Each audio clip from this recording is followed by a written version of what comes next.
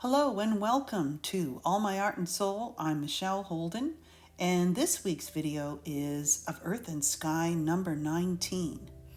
I do believe I'm planning on going up to 20. Of course, if you would like for me to continue with these particular videos, please let me know in the comments, and I'll maybe just take a pause, and there's so much more that I would like to share with you. So in this video, as you can see, I've gathered some of the new collage papers that I've made from the previous two videos. I'll leave the links in the comments below the video. And as you can see, some magazine images, some images from some science textbooks is where I've got the diagram of the eye, end of the line, all those things that resonate with you. And when you go searching through a pile of old magazines, if you are lucky enough to find some good ones, I just tear out the pages. Anything that resonates with me, then I just put it in a pile, and then I categorize it later on. And today, I just decided to just activate the surface with a regular pencil. And looking at this now, because of the next layer that I decide to add after the white, I use black. And I think I would have liked to do the same marks with the same energy, which is key to your layers, with the black acrylic. So you'll see that in a moment as I continue. And I don't know, and then with using the brayer, it glides over it really quickly, adds a really thin layer, and dries almost right away. And as you can see on the left, I have also a diagram of a swan. And these are from old encyclopedias that I find. Oh, and here we go with the black. Now, I would have liked to keep this going more in just certain areas and leaving more white in other areas. I believe what I was thinking was a dark background, but not flat. I wanted some space and some energy showing through. The color I'm using now is a Payne's gray, and I notice I'm going, wow, it's really not showing up as blue as I thought. So how I usually get that more blue in the Payne's gray with the same translucency is adding manganese blue, and these are both golden products, by the way. And both those colors are very transparent or translucent. So this is the teal from golden, and I'm deciding, okay, I want to stick with the horizontal abstract landscape armature, and I just threw down some dots, and then of course I know that I'm going to roll across them past the brayer, and who knows what might come up. Sometimes you like it, sometimes it's the thickness of the paint, the size of the dot or the application of paint. And then I decided, well, I'll add some white. Now I went vertical, and I decided, no, I really don't like that. So during this time, when yesterday, or it doesn't matter, when I was creating this, I really wasn't happy with the effects that were going on. But that doesn't matter, okay? You can make an ugly layer. Remember, it is only a layer. It's not the painting itself. So just accept it, learn from it. You might even go as far as writing a few little notes on the side. I haven't, but I think in the future, if there's something I really want to remember, I will. It's just finding those notes again. So then that was a yellow oxide, which is fairly close to ochre, but it's got more, it just has more more yellow in it. And then I decided, okay, let's just, and I don't know why I'm doing those vertical marks, and the edge of the brayer, as you can see, is making the paint go in a way that I just don't like. So I've paused. I'm just observing. And yes, so when stuck, maybe not so much stuck as, there's really no value differences there. It's just white, some ochre, and everything's the same. So what I'm looking for is a difference. A difference in what? A difference in a shape, a mark, of course, a value. Now, I put the blue down there just because it was similar to the surrounding blue in that area, and I didn't want a really high contrast, but that starts to happen as I select different collage papers as I move forward. And yes, on the left there with the flower, that's that handcrafted paper again, where you get in a package and you don't know what you're getting, just all sorts of different prints and patterns. So I thought, okay, so let's go darker and see what happens. Now I'm using a natural sponge and making sure the paint isn't too thin, because you don't want it to run. I don't anyway. I prefer a nice crisp edge with my stencils. So that's okay. At least it's a difference. It's on this similar value, but it's a difference in the marks and with the lines. And now here we go. So why does this look good? Because it's a difference in value, and also the marks or the black lines on it are going on an angle. And yes, I didn't want that large white space showing. It would have been too much like a big flashlight. And as you can see, yes, it finds a place where it's the most white. So it's bringing out that lighter value even more, where the frayed edge meets at the bottom of that piece, more in the center where the diagonal. And then I'm going, okay, where does that look good? Again, trimming it up.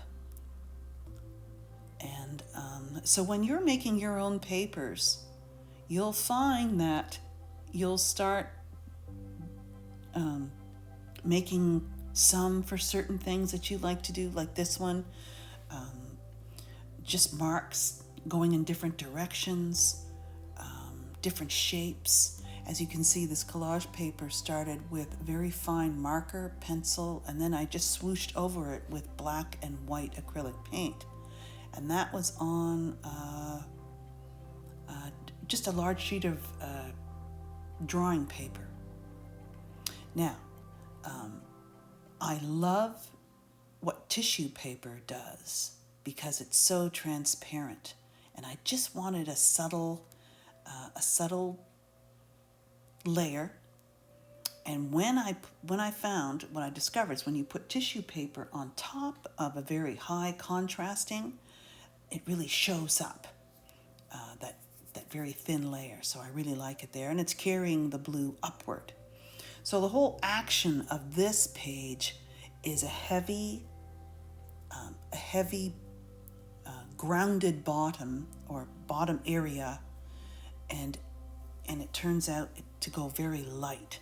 So the eye likes to go up. So if you are doing that, make sure that your marks go alongside that energy and are distinguishable enough to allow the viewer's eye to do the same. And then, of course, you don't want the viewer's eye to escape the top. Of course, you want to stay on your page. So this piece on the right, which is newsprint paper, and that's just that writing. And I think that was an ink. And it's a nice neutral piece. So here comes the orange mixed with the yellow oxide. And I think what I was thinking here is, this is what I did with that series of 4 10 by 10s on birch panel, which I absolutely love. And I will be making a little short video about those and showing you the results.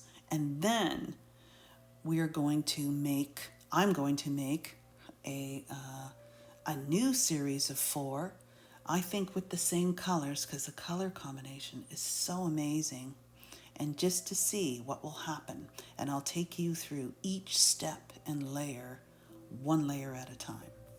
So here's the dots again. Why? Because they're so different. And they're different from the zigzag marks up top, the writing. And I do believe those turquoise lines that I made, I was just using it as a layer, just to send it back a little bit. And instead of white circles this time, I chose more of an orange.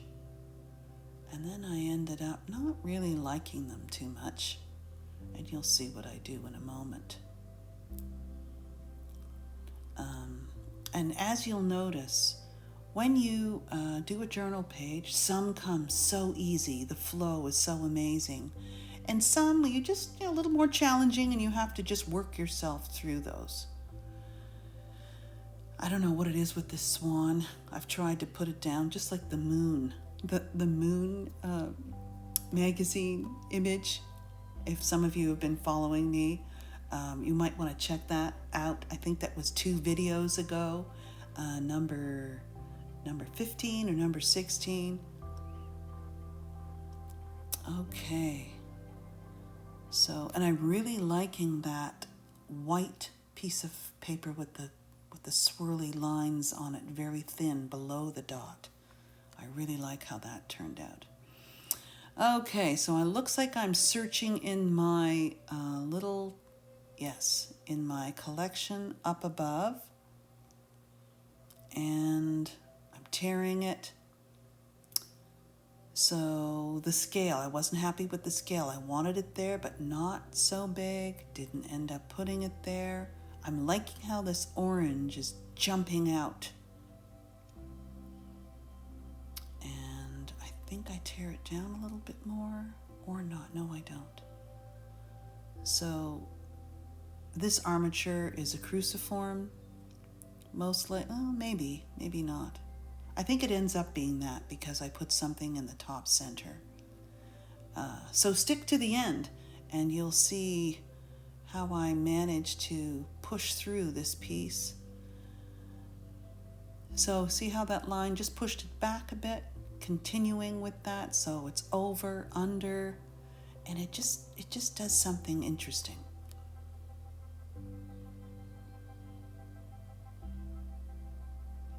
Okay, adding some more interest to the bottom. And I thought I liked the colors because they resonated with, but as I flip this over, again, I like the opposite side better. The butterfly has been overworked, overdone. To me, some of you, and I've got some beautiful butterfly cutouts that I got just at my local dollar store, and I'll probably use them for my classroom. Okay, so taking down that energy, and I'm trying to add a little bit more Payne's gray, which is still turning out way darker. So then I thought, okay, well, let's just keep going here. And I didn't want any specks showing through. So I wanted this to be more cosmos And then I decided, oh, okay, well, let's continue this line. And I really like what that did. And I wanted to maintain the blue over. So just retracing my steps. And notice, see how that pushes those other layers back. So there's a lot of pushing, pulling, forward, backward.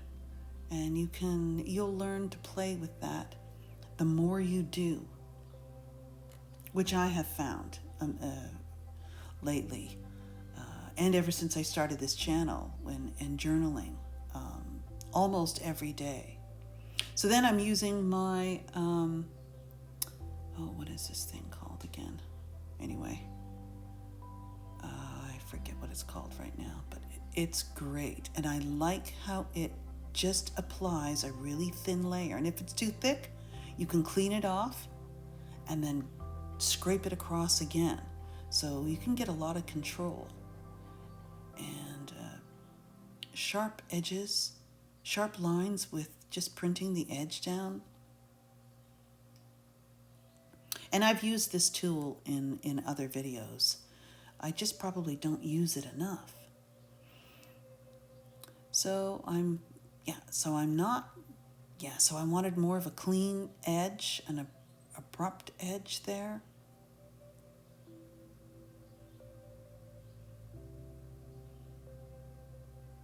And a more even dark space. Let's see. Okay, yeah. So way more. Oh, so then I just discovered, wow, look at that. So I scraped it away, and some of it's showing, some of it isn't.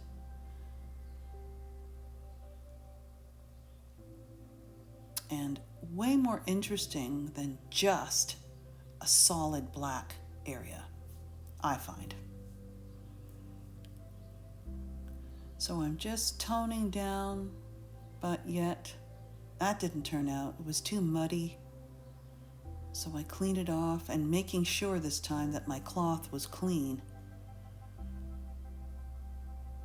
And so, not liking that muddiness, so I just decided, okay, let's put a layer of teal across.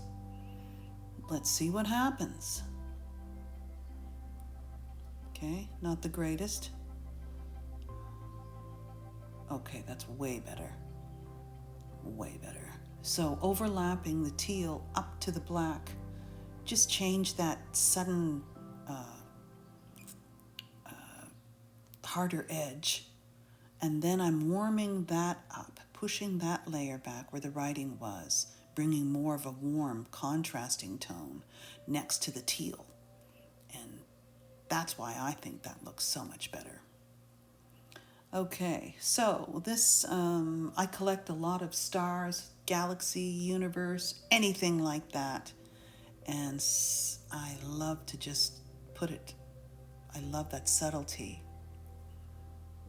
Yes, this is starting to come together much better. So I might finish off with a little sprinkle of celestial bodies. That was too much over the top. I just wanted to see what it would look, and it would just, no, too much. That needs its own page, that piece right there. So I'm paused, I'm thinking, okay, what else does it need? What are some more differences or some little details? So you have your big conversation and your small conversation. Okay, yes. So I think I decided to cut that rectangular, that was on watercolor paper. These pieces are the same, and just stuff that didn't work, so I just cut them up, slice them up, and use them as collage pieces for another piece of artwork. So nothing you create is a waste. Save it all. Really like that. So that just creates more of a horizontalness in that blue area. It accentuates it. Oh, here comes my So I don't use the whole thing. I love using text, but I don't like being so direct. Sometimes I do. I like playing with ambiguity and questioning, just so the viewer can think, just to help people. End of what? So then, if I don't want that to stand out so much, you'll see how I just, with my finger, use a little white acrylic paint and just rub over it. And it's not all about that, but those words add to. And it just adds a lot. Okay, I like that effect. All right, so we're coming near the end. I know that so it just needed that, but I didn't want a circle. So again, like the previous video, playing with the negative space rather than the positive space. So just a part of a circle right there in the middle, near the orange, and that's where it works best. And that collage paper was made with stripes, just horizontal lines of yellow oxide and the orange, both colors that are on this palette right now. Oh, so I ended up taking that off, probably because it was thick. That paper was thick, and that glue wasn't strong enough, and it was lifting, so I just, forget it, let's just take that off. It doesn't want to be on there, obviously. Sometimes your page just directs you. Okay, oh yes. So these are these ladder shapes or lines that create the viewer's eye, to make the viewer's eye go upward. So I end up putting those in the middle, and now you can see more the cruciform composition showing through. So I want it up to where all of the human faces are, but I didn't want to cover those up. And I always use an odd number, 3, 5, 7, 9, unless it's a 369 type of meaning that I'm trying to, communicate. And as you progress through knowing what numbers, symbols resonate with you, you'll find you use those, and those are great because they add to your voice. And this piece of cardboard has been one of my favorites because the type of horizontal lines that it adds, it's a stamp, but it's just so natural. Every line it just has that nice look to it. Oh, this is so good. I love it. And I'm not just saying that it's good. I really liked how this turned out because it was a bit of a challenge at the beginning, if you noticed. And I think I'm going to end up making some more marks.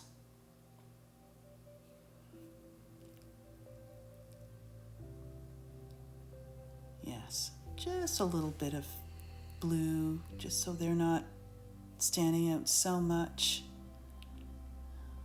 I don't know why I picked up that. Yeah, it's like, what am I doing? That just does not go there. Okay, so now I'm going to add the finishing touches of, this I forgot, sorry. I was planning this because I showed you at the beginning, right? This piece, and it's just too much. It just doesn't, the teal just needs to be left just as it is. And I wanted something more in a white or a light value, so I just added some squares. This is just from some food plastic. I use this a lot. Oh, I see. So these turned out to be more of a gray on top of the line.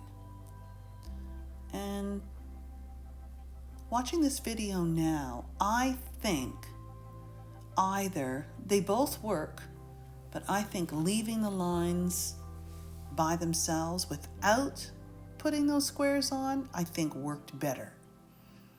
And these are the things that you just need to remember for the next one. Yeah, there's my, and just a little bit, little dash. That way, that one works great. So you just need to add a little bit. And now we're going to, okay, oh yeah, that swoosh of gray right there really, really works good. Works well, I should say. Oh, and I'm not stopping yet, obviously. Okay. So, this is Of Earth and Sky number 19. And I'm going to go to 20 and then take a pause. So again, if you would like me to continue these abstract landscapes, please let me know in the comments. And we are going to move on to some larger work, work that takes a little more time, so it'll be in a part 1, 2, or 3. And I can't believe this tape is driving me nuts. It is just, and thank you again, subscribers who have been making suggestions. One of the suggestions I got was, well, dab the tape on your clothing first. And I did. And it still stuck. So, but I think it would have been a lot worse if I did not do that. So, because I just really, I like my edges to be nice and clean. Why? I don't know. I used to do journal pages right to the edge, and maybe we'll go back to that style. Then we don't need to worry about tape. And you just need to put paper underneath so it doesn't get the next page ruined. So then I just grab some teal on my thin brush, fix that little edge, as you can see. Seems to work. Oh, yep, there we go. There we go. So this was Of Earth and Sky, number 19. And I've had a hard time with my tape. And I hope you are enjoying this. And I understand that some of you are following along and doing your own. Please, I would love to hear more. And I love commenting on your comments and replying. So if you're enjoying this, don't forget to hit the like button. If you haven't subscribed yet, please subscribe because there's just so much more to do. And I will see you in the next video. Oh, and I'm not even done yet. Last minute, for some reason, I decided it just needed 3 horizontal, sharper lines. I don't know. These things just happen. And let me know in the comments too if any of these things you don't know for whatever reason. So you're following your gut feeling, your intuition. And yes, you see how those larger dots push the others behind, and now it has a really, really finished look. So I will see you in the next video.